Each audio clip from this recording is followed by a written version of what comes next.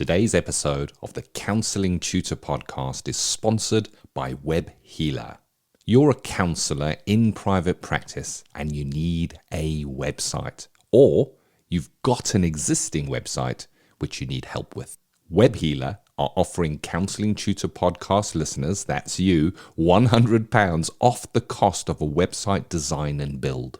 Now, Web Healers specialise in websites for counsellors and psychotherapists. It's what they do. And the Web Healer team provide a completely non-technical, done-for-you solution, leaving you to focus your time on your clients. Operating for 20 years, Web Healer are a trusted resource amongst counsellors when it comes to getting your practice online. So get the package details and claim your £100 off coupon for your new website by going to counsellingtutor.com/website. That's counsellingtutor.com/website. Welcome to the Counselling Tutor Podcast, the must-listen-to podcast for students of counselling and psychotherapy. Here are your hosts, Rory Lees-Oakes and Ken Kelly. Hi, I'm Rory, and with me, as always, is Ken. How are you doing, Ken? I'm exceptionally well, thank you for asking, Rory. And both Rory and I hope that you are well. You've joined us on the Counselling Tutor Podcast, episode 252. 3 stops on today's journey, starting off with theory and practice, where we look at how theory shows itself in the day-to-day practice of counselling and psychotherapy. And today we're going to be speaking trauma bonding. We then move on to practice today, where we look at contemporary issues, challenges, or wins that we face in counselling. And today we're going to be speaking about changing your ethical body. That's an interesting thing. You know, we might change an insurer or a gas provider. Do we change our ethical body? We'll be discussing that. And then into practice matters, which is the CPD part of the Counselling Tutor Podcast, where you met up with Sally-Anne Armitage, use of empathy, Rory, in counselling. Yeah, really exciting interview and crucial part of our work. Yeah, I think no matter what your modality is, there's going to be something there for you. So starting off with that theory and practice, Rory, trauma bonding. Before we look at how that might present within the therapy room, what is trauma bonding? Well, trauma bonding is where an individual may be in some sort of abusive relationship and either can't leave or keeps going back. I want to share a personal story. I've never shared this story before. I don't think I've told anybody, so I don't think I've even told you, Ken. But when I was about 11 or 12, I was hanging around with a group of friends, and a lad came and punched me on the nose. I lived in Gorton in inner city Manchester. It was the 70s, so that was the kind of thing that went on, to be honest. And then he went away, and he didn't live near me. But I knew him. He used to deliver the papers around where my friends lived. Anyway, one day I was walking along down the Burnham Road where I used to live, and I looked down this road and I could see him, and he must have been about 300 meters away. It was quite a long way away, but I could tell it was him. And I made a detour, walked down the road, and gave him sixpence, which is 2.5p in old money.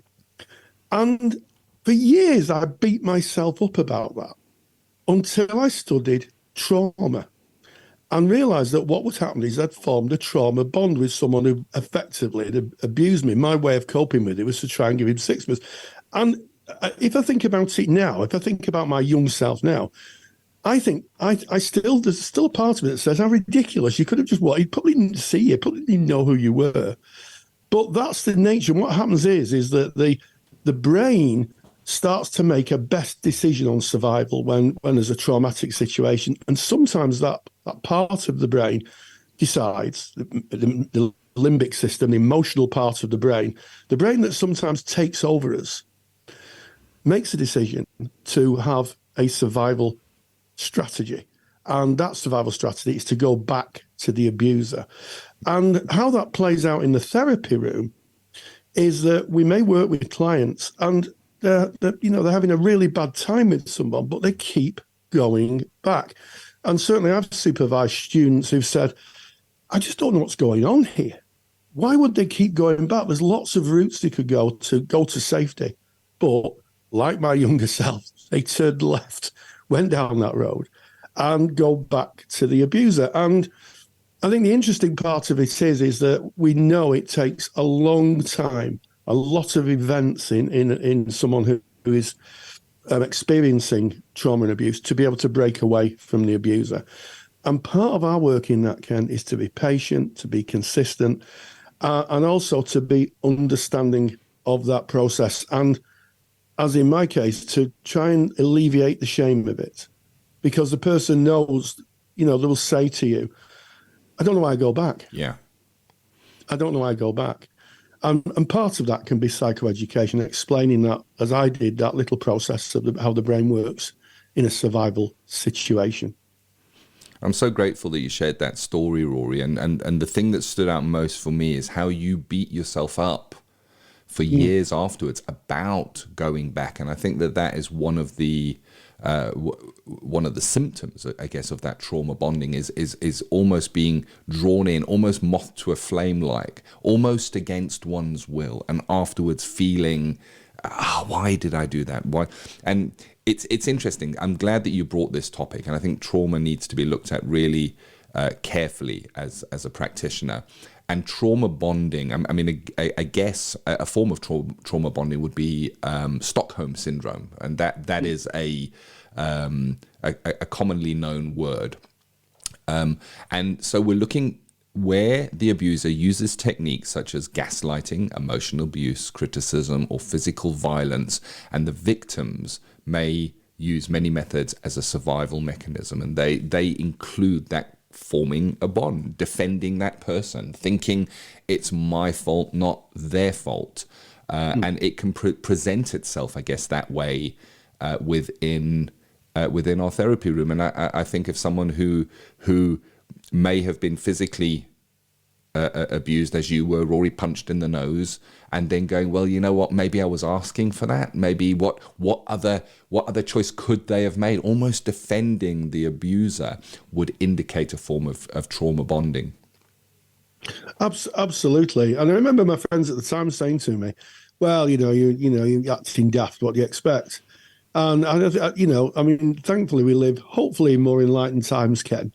And you're absolutely right. You made a reference to Stockholm Syndrome. And for those of you who don't know what Stockholm Syndrome is, it was an incident in Stockholm in the 1970s where a bank was robbed in Stockholm, and the people came in, the bank robbers came in with guns, held hostage the staff and the customers that were in. And it was a standoff, I think, for a number of days. The police eventually stormed or breached the bank and arrested the robbers. And what was interesting was that some of the survivors actually stood up for the robbers and said the police were too heavy-handed. And I think I might have mentioned this on the podcast. I heard an interview, I think it was on Radio 4 a few years ago, where the person still, to this day, stands up for the robber and paid for his defence. Wow.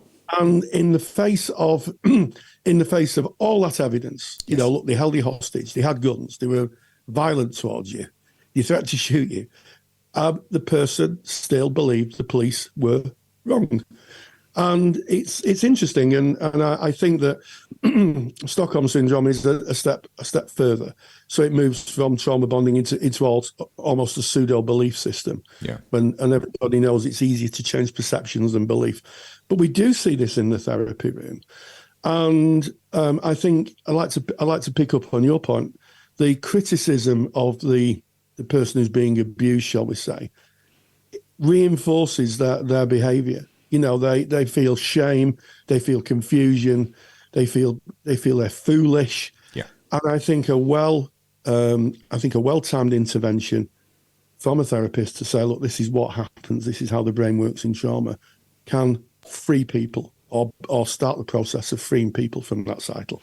Yeah, it points out to me again and again the importance of doing CPD, the importance of learning and understanding how to work with certain kind of presentations. So if we were, as you used the Stockholm Syndrome example there, Rory, which I like, and the words you used were, in spite of all the evidence, the person still. And that is true in trauma bonding as well. So, the friends and family might be going, why do you keep on going back? Why do you keep on finding yourself in then, and almost criticizing that person? You should do this, you should do that, you should do the next thing. It's obvious that this is happening. You need to break away from. And all of that is not necessarily helpful. It's about the person finding their own way, but we need to be there. And I think that you mentioned it, Rory, patience being so important. Patience and empathy for how it is for that person, for that victim. I'm going to use the word victim here because that's exactly what the person is. If they're still undergoing that abuse at some level and experiencing that trauma and finding themselves caught there, what a horrible place to find oneself. And I think that doing the CPD to understand how we might work, because it's a tricky area. What happens if that abuse is harm to others, and within your contract you have that as needing to break confidentiality, and something that was shared with you in confidence suddenly has a whole group of other professionals surrounding that person. We need to tread carefully when working with trauma. It is not wise to dig deep into trauma without the appropriate training and CPD. Yeah, absolutely, Ken. And I also think that good supervision is absolutely essential at times like this. Yeah. A supervisor who's trauma informed, who has a trauma informed background, will be able to give you useful observations and useful context for you to work with a client. But I think undeniably the strongest emotion for trauma bonding is sometimes shame and confusion too. Yeah. Shame and confusion, because the process is unknown. It just happens. Like me with the sixpence, the process just happens, and you're left with, well, why did I do that? And it's only till someone explains how your brain works, you go, that's the reason why. And here's how you can work, maybe able to work with it differently and manage that feeling. And it's okay. 9 out of 10 humans would have done the same thing. And that is such a relief, I think, to hear that. Normalizing. And I guess, you brought that example of yourself of going through that process, beating yourself up for years, and then your words were, until I started studying trauma. So there was that normalizing, realizing it's not just me. This is part of the human condition. There's not something wrong with me. I'm not wonky. I'm not less than.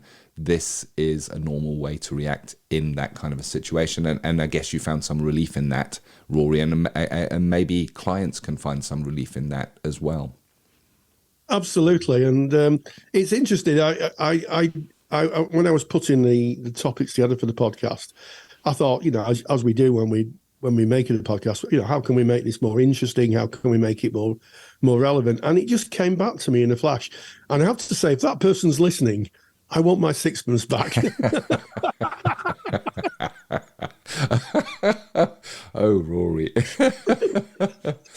So, really interesting topic, trauma bonding. We've got a handout for you. Rory's taken some time to put it together, explaining what it is, and given a really nice list, a bullet list of what we might look out for a client saying or the way they're presenting. And you can get that by going to our mother website, which is counsellingtutor.com.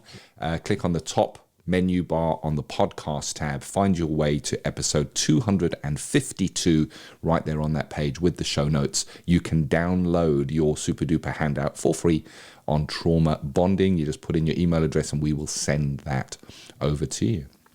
So there you have it. Anything else on trauma bonding before we move on, Rory? Well, I think just to look at that handout and to, inform yourself on trauma-informed practice. It's presenting more and more in the therapy room. It's becoming more prevalent from my colleagues and my own experience. So, by being more informed about it, you're going to be a better service to your clients. Yeah, and I guess, Rory, you have a trauma-informed practice course that you have put together. How might people find out about that? Well, what we'll do is we'll put a link onto the show notes page of episode 252. And if you're interested in the Trauma Informed Practice course, click on that, send you some free resources so you can have a look at. And if you wanted to join and work through this 30-hour CPD course, self-directed learning in your own time, come in and join all the other people who've taken the course and become trauma informed. Theory to Practice is proudly sponsored by CounselingSkillsAcademy.com. I'm Ken Kelly, and I've got a real burning passion for counselling skills. I've built training that takes the doubt out of using counselling skills. You get to see the counselling skills used in real live sessions by a qualified therapist. Full sessions, real material, real counselling skills. To find out more, go to CounselingSkillsAcademy.com. Thank you. And there you have it. That's our theory in practice for today. Moving on now to practice today, where we look at something that is contemporary, something that is of the now that affects us as counsellors, psychotherapists. And today, changing your ethical body. Does one change an ethical body, Rory?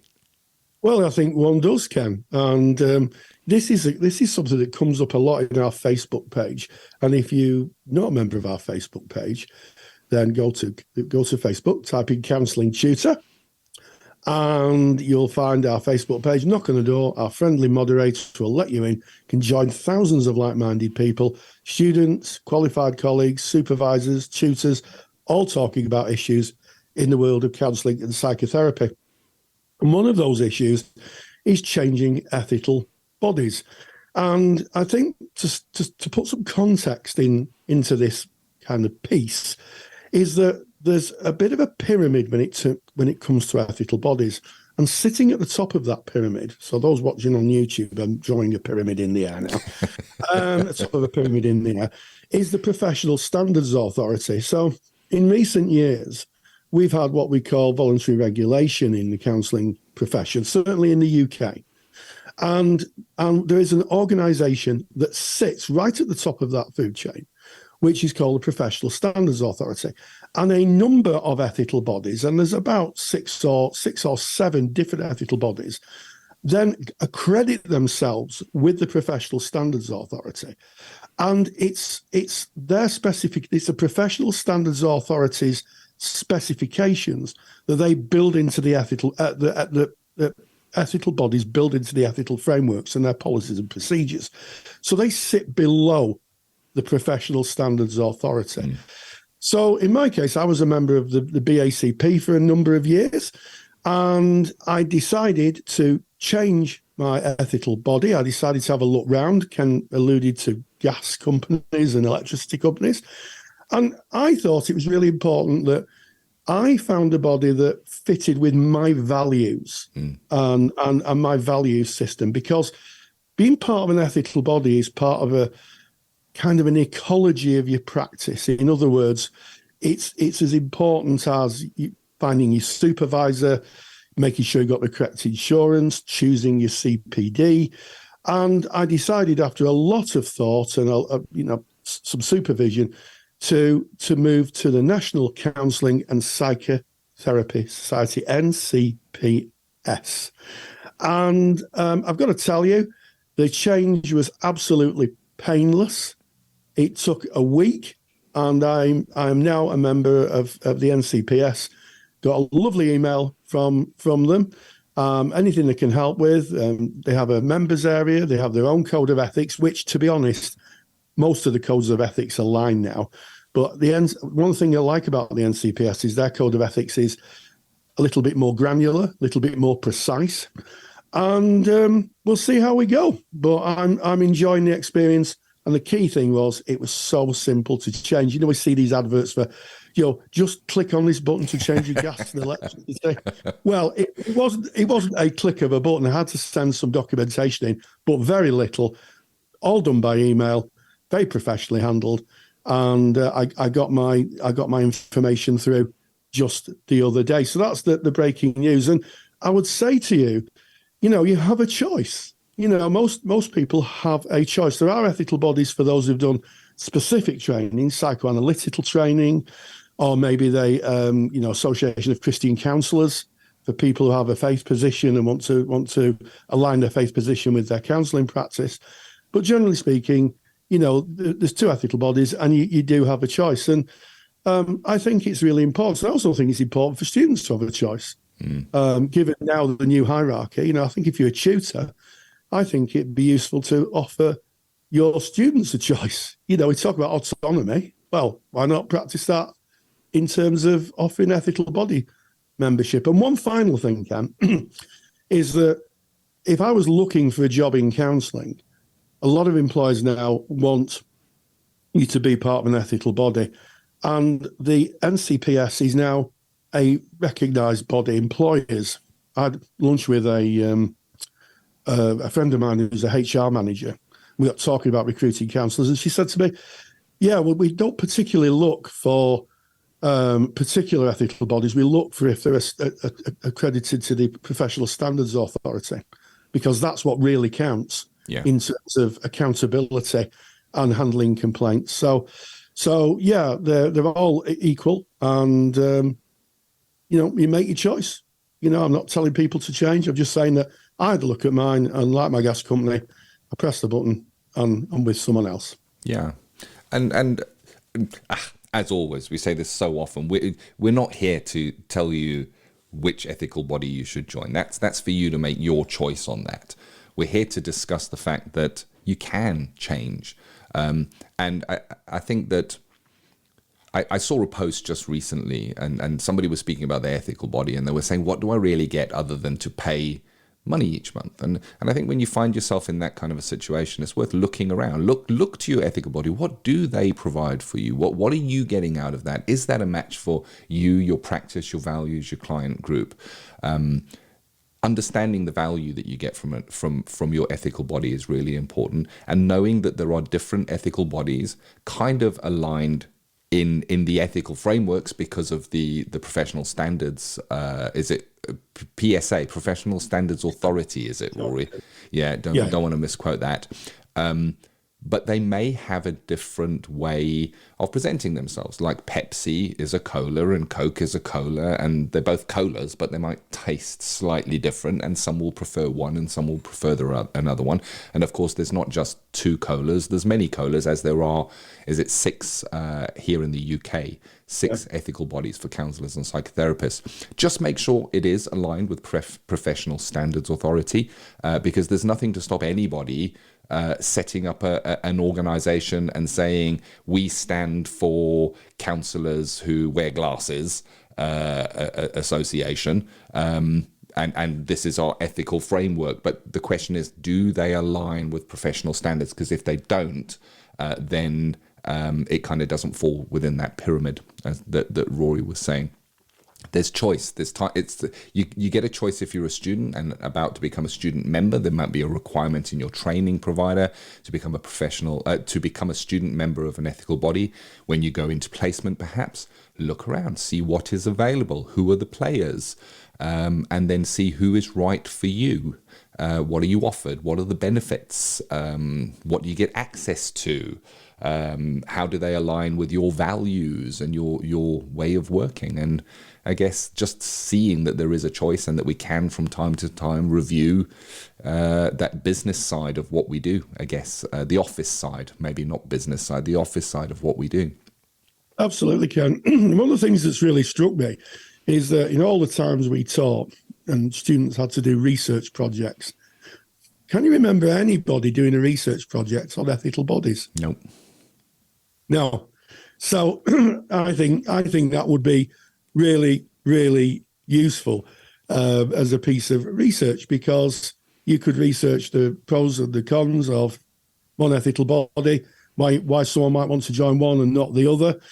An interesting piece of research. It's an area that really isn't talked about. It's a bit like joining a bank. I joined a bank my parents joined when they had a bank, and my daughter joined the same bank, and my daughter has now changed her bank and she's with a different one.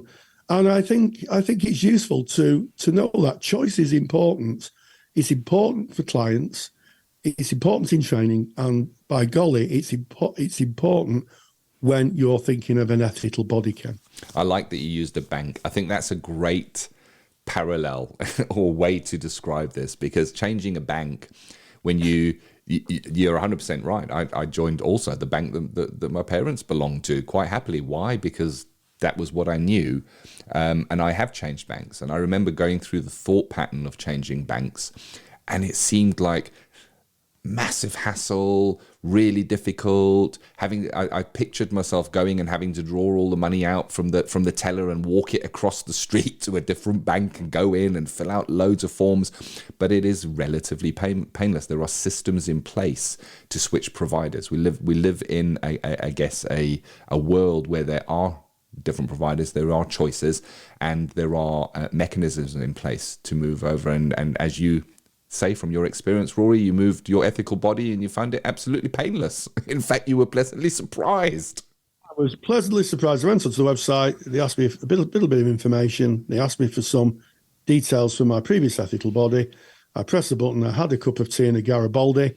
And 2 days later, I got a cheery email asking me for just a little bit more information, which I sent. And then that was it. And of course, we had to pay the fee. We had to pay the fee. Of course. And that was it. And I was absolutely stunned how easy it was, because I was expecting, like you, to have to carry documents and all your CPD hours in a file over. Swear an oath of allegiance and that type of thing. Nothing like that. Really, really, really simple to do. And I think, I think a vibrant, debated economy within ethics is a good thing. Yeah. We as a group of therapists, no matter which modality or where you stand on, your modality, to be able to debate these things and make a choice, I think is brilliant, because that's what we're choice enablers at the end of the day as therapists. Yeah. And we should be able to enable that choice for ourselves. Yeah. Just one final thought as we kind of leave practice today. If you do look around and you do decide or make a choice to change your ethical body, be sure that the next phone call or the next email is to your insurer, just to update them, because when you would have taken out your insurance, you would have said who your ethical body was at the time, and you don't want outdated info with your insurer, just to kind of close that gap. Right, moving on into practice matters.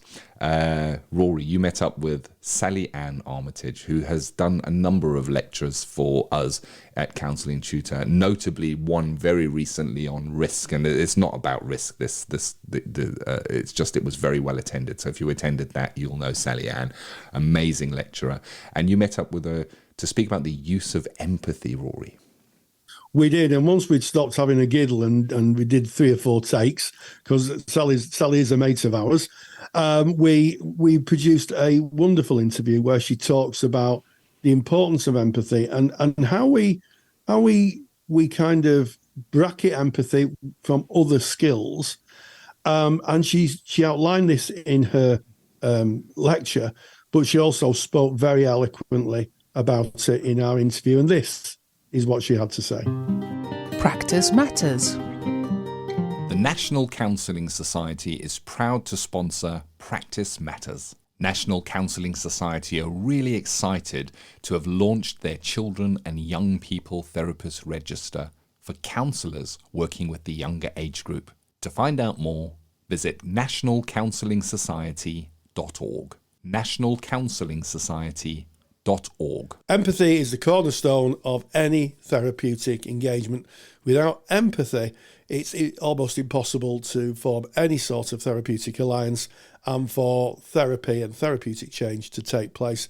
So I'm delighted to welcome back one of our regular presenters, Sally-Anne Armitage, who has done a fantastic lecture in the CSR library on empathy. So Sally, you're very welcome. Thank you, Rory. Thanks for having me. Yeah, we're here again, aren't we? We've got to stop meeting like this. Yes, people will talk. Letters and Facebook groups will be talking. So I think it's very easy, isn't it, to say, oh, empathy. It's an essential ingredient in therapy. But what actually is it when you're using it therapeutically? I mean, the dictionary definition isn't quite the same as when you're using it in practice? I think the thing that I've noticed when I was planning the lecture is people think things are empathy that are not, and they think they might be being quite empathic, and they're not. And I give some examples. This is a nice lecture. It's good. I liked it. I watched it. I don't normally do this, but I ended up watching it again, and I was like, it's a good lecture. So I recommend it. I know that's a bit, blowing behind trumpet, but yeah, it's a good lecture. So as part of it, I put together a couple of conversations, one that's quite empathic and one that's maybe not particularly empathic. And it's with the best will in the world, we say things like, you'll be all right. I've been through similar and I managed to get through. You've got to pick yourself up. And people who say those types of things, it's easy to say they're really empathic, they're really caring, but that's not really empathy. Empathy is being able to get your frame of reference and put it to one side and enter into the frame of reference of another person. So in a case like this, what would an empathic response be? You've given us a non-empathic response, somewhat coming from the therapist frame of reference, but what would an empathic response look like? So I'm going to say an easy way, and I've stopped myself. But the best way to give an empathic response is a reflection or a paraphrase, in my opinion. To show your understanding, to rephrase what's been said by the person, but not in such a way where they'd be like, "That's what I just said." So it is a skill, and it does take practice. But I think that's the best way to show empathy. Yes, and as my old tutor said, it's paraphrasing, not parrot phrasing. Yeah, exactly. And I like the idea you've linked two skills to empathy. One is reflection, and I'm taking that's the reflection of emotion in the speaker's voice, and the other is paraphrasing, in other words, repeating back what somebody has said, but as you quite rightly point out, in slightly different language, from a slightly different perspective, maybe. Yeah, because what happens is, again, this is in my example, is inadvertently when we start to reflect back what we've heard and paraphrase back what we've heard, almost without meaning to, the person who is speaking, the client, starts to say more and say more and say more. And when you start saying more, you start getting more learning from what you're saying. Stuff starts coming out that could be useful. And I've been really careful, because when you reflect and paraphrase, we're not suggesting that, if you reflect and paraphrase, someone will be fine within an hour and they'll be skipping out of the door. That's not what we're suggesting. We're suggesting that this is the way to carry out an empathic conversation, and it is for the good. I think it can be easy to sort of think, well, I don't see change quickly, so is it working? Yeah, but sometimes these things do take time, especially when it's, issues that have been going on for a long time. It can take sessions, Absolutely. And I think you brought up something really interesting there. If empathy is used correctly, as you say, incites a permission from the client or to the client to be able to speak more about themselves. It opens them up as opposed to closes them down. And crucially, it opens them up on their own terms, so they can share what they feel comfortable with. They don't feel under any pressure to share or disclose information. And that's really important it's really important in therapy in general, but it's absolutely crucial in engagements where someone may have experienced trauma or abuse. They need to decompress themselves in the therapy room gradually, as opposed to letting it. Some may do, but they have permission to be able to share as much or as little as they like. Exactly, and that's the thing, and that's why you may, if you're studying, you may hear tutors say things of the kind: reduce your questions, reduce them right down, because really, I like the idea of trying to remove them completely just to get that practice in, of not instantly, there's a bit of quiet. So what does your husband think about this? It does really bizarre questions that can really kind of come out of nowhere, and be very in the frame of reference of the therapist. So this is why questions, you might hear don't ask as many questions if you can, because it leads a person out of their own experiencing and down a road that you're suggesting they go down, which is external, which is away from the self. Yes. Because it's like you said, it's bringing about that opportunity for introspection and internal sort of thought processes. That's what we want to bring about, really. Absolutely. And the other thing is that when you start asking questions, you're asking people to use the thinking part of their brain, as opposed to the emotional part of the brain. When I was teaching, I used to say, if you ask a thinking question, and I used to touch my head, I'd say, this is what's acting, and I'm just tapping my head for those people who are listening to the podcast. That's that tapping sound. And then if that sound of wood. Yes, the sound of wood. Yes, thank you so much, Sally. And how empathic of you. And if you allow people and use empathy, what happens is you're kind of working with their heart, the emotional side of them. And you're absolutely right. What do other people say? What does your husband say? Your partner say? What do your friends say? That's the opposite of empathy. That can really close people down, I think. Oh, it certainly can. It certainly can, and lead them away from what they're going through. And like, just thinking about what you said about leading people into the cognitive mind, the thinking mind, that can be a really good way of bringing a session to an end. If somebody's really heightened and upset or angry or absorbed, getting them to answer a question from their cognitive mind can be really useful to de-escalate and to get them ready to leave. I know it's a bit different to empathy, so I'm only going to mention it quickly, but things like, it's nearly tea time, you're having your tea at some point, what are you going to have? Just to take them into that cognitive mind. Yeah. I mean, I think empathy, or as our German friends may say, Einfühlung, which is the root of the word empathy. I'm just being smart now, Sally, sharing that information. With people listening, groaning away, going, "Oh, Rory's being smart again." He reads a lot of books. Yes, I do read lots of books. Yes, I think that I think it's a really important ingredient.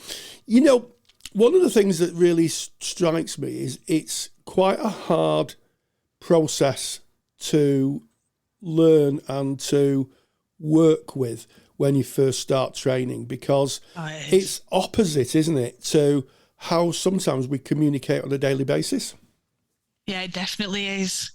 It really is. And add to that the maybe nerves with what we're doing, that you're training and that you're trying to do these skills that you're not used to, and you might be more self-conscious, so more aware of what you're saying and more aware of yourself, which takes you away from someone else's frame of reference. So it's tough, and it does take practice. And you're right in what you say, like in normal interactions, if I rewind my life 15 years, it's funny really, before I trained to be a counsellor, I used to listen to conversations and be part of conversations, and I used to feel an intrinsic sort of, why are you saying that? That's not useful. And I used to see people speaking to each other and say, I don't understand why that's not compassionate, that's not loving, that's not useful. And I could see people hurting each other. So when I went on my level 2, I was just like, it's like everything I'd always thought of made sense. Like this is it. This is what we need. This is what people need.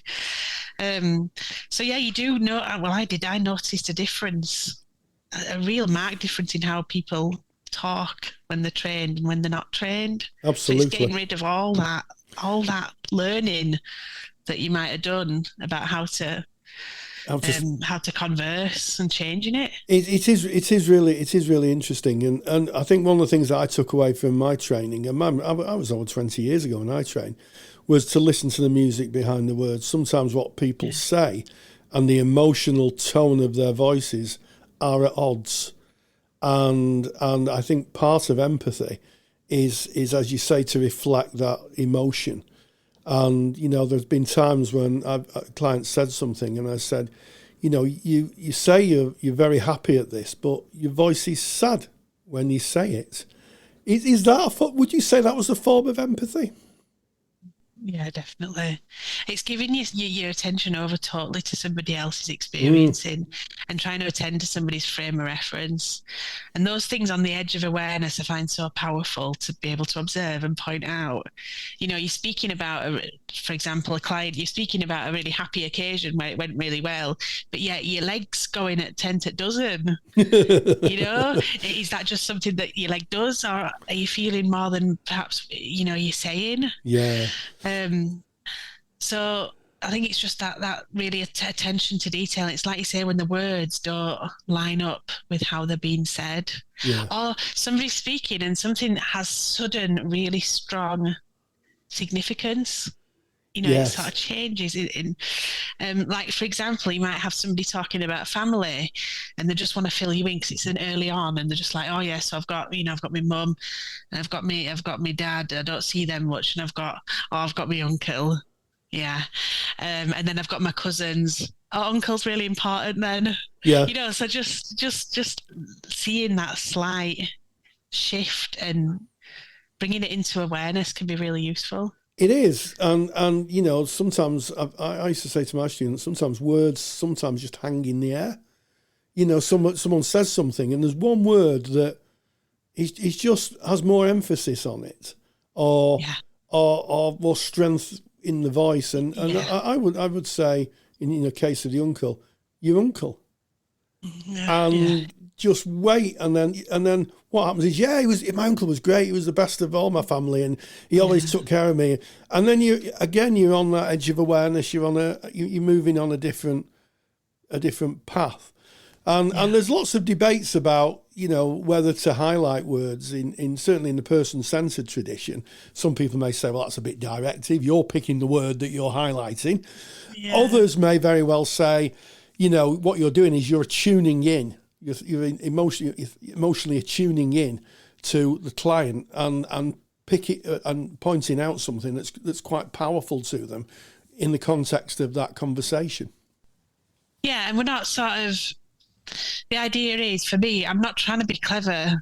I'm not trying, here's this singer that's gonna amaze your client. Here's my, intellect to come and baffle you and amaze you. That's not the way I'm coming from when I do this. It's a tentative acknowledgement of what I've seen. Yes. And the client might well say, oh, I don't know. There's no, it's usually they don't, if I'm honest. But they could just say, no, there's, I don't know what I meant there, because there's nothing, there's nothing there.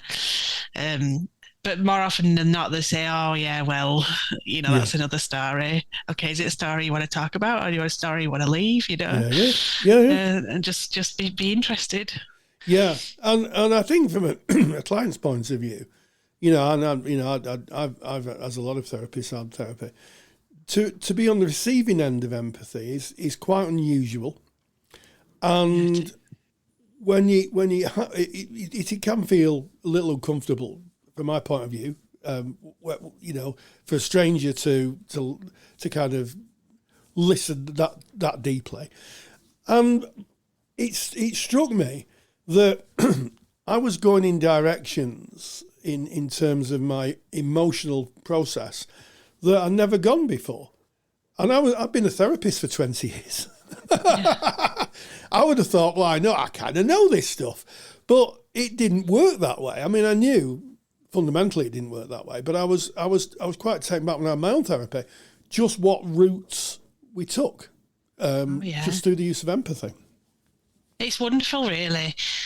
I mean, I speak to supervisees, trainees, and qualifieds alike. That if you provide somebody with a space where they are truly the centre of the attention, and they are valued and prized and not judged, and they know they're not, and it's a space that's sort of dedicated to their ease, and it's amazing where it goes. And that's the thing, isn't it? It's about that atmosphere that we're trying to bring about for the client, that if they can speak freely and there's no filters and there's no sort of fear of judgment, the conversation goes where it needs to go. But it's that trusting in the process thing, isn't it? Yeah, it's the client's direction and they choose it. So as we come to the end of this interview, Sally.